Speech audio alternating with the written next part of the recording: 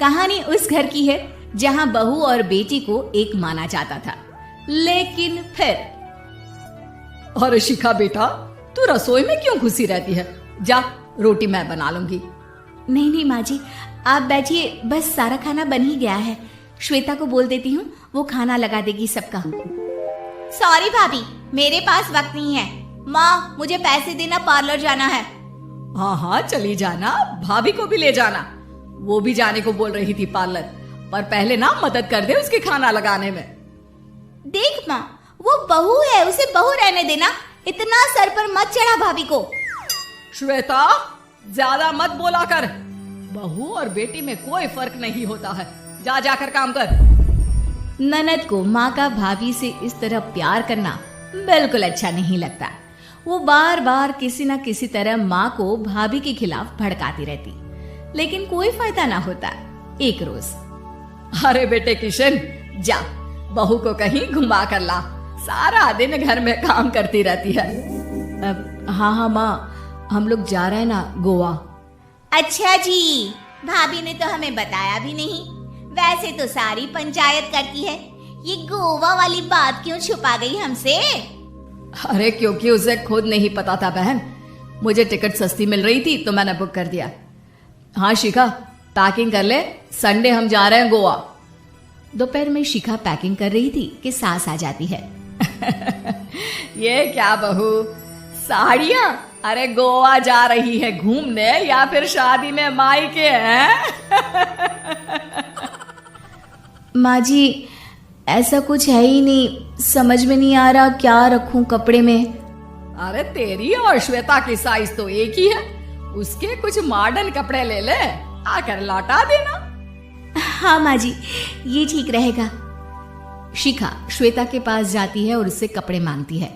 ना जी ना, मैं अपने कपड़े ना दूं, वैसे भी फैल जाएंगे मेरे कपड़े, बहुत महंगे वाले हैं। शिखा मुंह लटकाकर कमरे में आ जाती है तो सास कहती है, चल तैयार हो जा, तुझे मैं शॉपिंग करा कर लाती हूँ गोवा की। बस फिर क्या था, सास बहू निकल जाते हैं मार्केट और एक से बढ़कर एक ड्रेस खरीद कर घर आते हैं। पहले बता देती कि नए कपड़े दिलाने वाली है भाभी को, तो मैं अपने ही दे देती ना भाभी को, मुझे दिला देती नए कपड़े। देख श्वेता, परिवार का मतलब सबके साथ रहना होता है, ना कि सिर्फ अपना सोचना। वैसे भी तुझे अच्छे संस्कार सीखने चाहिए। और रही बात कपड़ों की, तो शिखा, आज से घर पर भी तू मॉडर्न कपड़े ही पहनेगी। कोई जरूरत नहीं है ये साड़ी वाड़ी लपेटने की।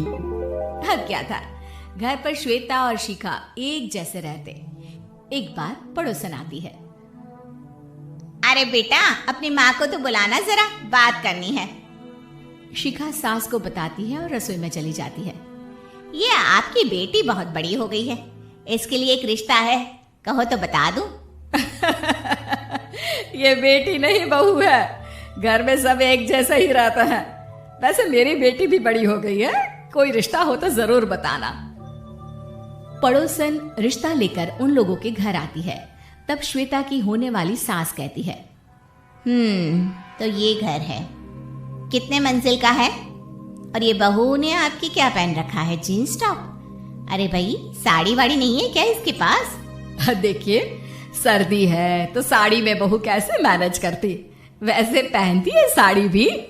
देखिए, हम लोग ठहरे पैसे वाले लोग, कोई कमी नहीं है हम लोगों के पास पैसों की, बहुत पैसे हैं, जमीन, नौकर चाकर, कार, सब कुछ है, लेकिन घर में संस्कारी बहू चाहिए। समझ रही है ना आप? सास कुछ कहती कि श्वेता बोल पड़ती है, हाय रे, नौकर चाकर से लेकर जमीन, कार, पैसा, हाँ हाँ, मुझे रिश्ता मंजूर है मुझे। अरे रुक जा श्वेता, मैं बात कर रही हूँ ना।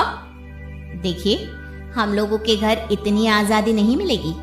अरे हाँ कर देना माँ, हाँ कर दे जल्दी से। सास क्या करती, बेटी की शादी ऐसे घर में कर देती है जहां ना उनके विचार मिलते हैं और ना ही आचार। शादी के बाद एक रोज फोन पर, श्वेता बेटा, एक बार घर आ जा, बहुत दिल करता है तुझे देखने का। माँ, वो घर पर बहुत काम होता है, कैसे आऊं? बड़ा घर है, लेकिन आने जाने वालों की लाइन ही लगी रहती है। बेटा, मैं तो जानती थी उस घर का हाल, लेकिन तू ही नहीं मान रही थी। माँ देख, हर घर का यही हाल है। तेरी बेटी को यहाँ घूंघट हटाने की परमिशन नहीं है और एक तरफ भाभी स्कर्ट पहनकर घूम रही है।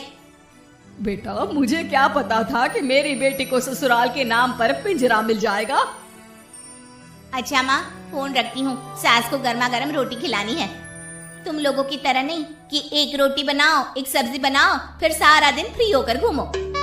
सास फोन तो रख देती है, लेकिन सोच में पड़ जाती है कि एक तरफ बेटी जिसे कोई आजादी नहीं, वहीं दूसरी तरफ बहू जिसे देखकर लगता ही नहीं कि उसकी शादी भी हुई है। अगले रोज। शिखा, अरे ओ शिखा। हाँ माँ, क्या हुआ? कुछ चाहिए आपको? मैं जिम जा रही थी। जिम के कपड़ों में बहू को देखकर सास को घूंघट में अपनी बेटी का ख्याल आता है। देख बहू, घर में बहू की तरह रहा कर। इतने टाइट कपड़े पहनकर जिम जाना पसंद नहीं मुझे। जा जाकर रोटी बना। रोटी? माँ, अभी तो शाम के 6 बजे हैं, इस वक्त रोटी? अब क्या मेरे खाने पीने पर भी पहरा है? अरे जब मर्जी तब मैं अपने घर में खा भी नहीं सकती क्या? बहू को अजीब लगता है। वो समझ नहीं पाती कि जो सास कल तक इतनी सपोर्टिव थी, उन्हें अचानक से क्या हो गया। वो किचन में जाती है, गरम रोटी के साथ 2 तरह की सब्जी, रायता, सलाद सब लेकर सास के पास आती है। माँ जी, खाना। इतना सारा खाना? राक्षस समझा है क्या मुझे? रोटी मांगी थी मैंने गर्मा गर्म बस। पर माँ जी, रोटी खाती किससे आप? सब्जी तो बनानी थी ना। अरे भूख मर गई मेरी तेरी बहस से। जा जाकर काम कर, अंदर पूरी रसोई साफ कर। बहू अंदर चली जाती है। थोड़ी देर में श्वेता घर आती है। अरे शिखा, जल्दी से चाय ला, पकवान बना, मेरी बेटी आई है। अरे नहीं नहीं माँ, ड्राइवर बाहर खड़ा है। मैं तो घर का कोई सामान खरीदने के बहाने यहाँ आ गई हूँ, मुझे जाना होगा। अरे बेटा, पर कितने दिनों बाद देख रही हूँ तुझे। रहने आ जाना 2-4 दिन के लिए। आ जाऊंगी माँ, जब मेरी सास मरेगी तब। मैं तो रोज मन्नत मानती हूँ कि मेरी सास मर जाए तो अच्छा है। अच्छा चल, जा रही हूँ माँ। हे भगवान, कैसे कैसे दिन देखने पड़ रहे हैं मेरी बेटी को। सास अंदर जाती है, जहाँ श्वेता की जिम वाली सहेली का फोन आया होता है। क्या बात है, आज जिम नहीं आई? अरे पता नहीं यार, आज माँ को क्या हो गया अचानक। पर खैर कोई नहीं, लगता नहीं कि मैं अब जिम आ पाऊंगी। शिखा स्पीकर पर बात कर रही थी, जिसे सास सुन रही थी। यार, ये सास ना होती ही ऐसी है। मैं तो कहती हूँ बुढ़िया जल्दी मरे और तू आराम से जिए। शिखा को सहेली की बात पर गुस्सा आ जाता है। माँ के मरने की कौन सा बच्चा दुआ मांगता है मोहिनी? आगे से ऐसी बात मेरे सामने मत करना। हमारे घर की शोभा ही माँ है। क्या हुआ जो थोड़ी शक्ति दिखा रही है? उसमें भी कोई ना कोई उनकी भलाई ही होगी। मैं तो कहती हूँ भगवान मेरे जैसी सास सबको दे, जो सिर्फ माँ की तरह है। सास वाली तो कोई बात ही नहीं है उनमें। सास ये बात सुन रही थी। उनकी आंख में आंसू आ जाते हैं कि क्यों वो बेटी की किस्मत में बहू को भी भागीदार बना रही थी। शिखा, अरे ओ शिखा, क्या हो गया? जिम नहीं जाना क्या?